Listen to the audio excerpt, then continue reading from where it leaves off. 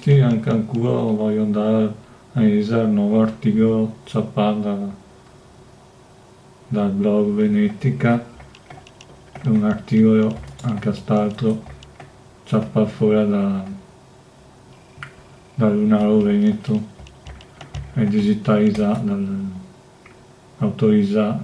produzione autorizzata dall'Accademia della Buona Crianza. Il titolo di questo articolo è Veneto Motori, Enrico Zeno Bernardi, è il terzo articolo. Verona 1841, Torino 1919, è stato un ingegnere veneto.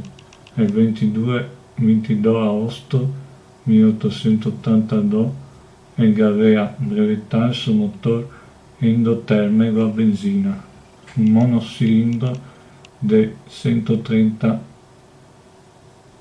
cm3 di neanche un cavallo di potenza, che si sta collaudando montare sua macchina da accusare di sua moglie. Intervistato nel 1884, Bernardi aveva montato il suo motoretto in il triciclo in legno di suo figlio Lauro, che a 5 anni andava per le strade fuori a Verona, diventando il primo automobilista del mondo.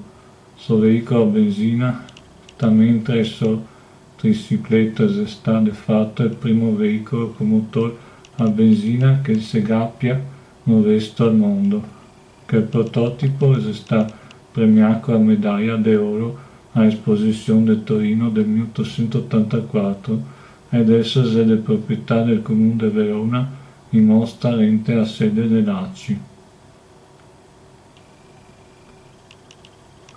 Ecco, questo già è l'articolo.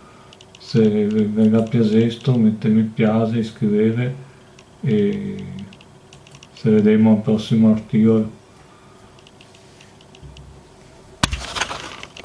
E vi lascio il link anche in descrizione dell'articolo così potete vederlo. Alla prossima.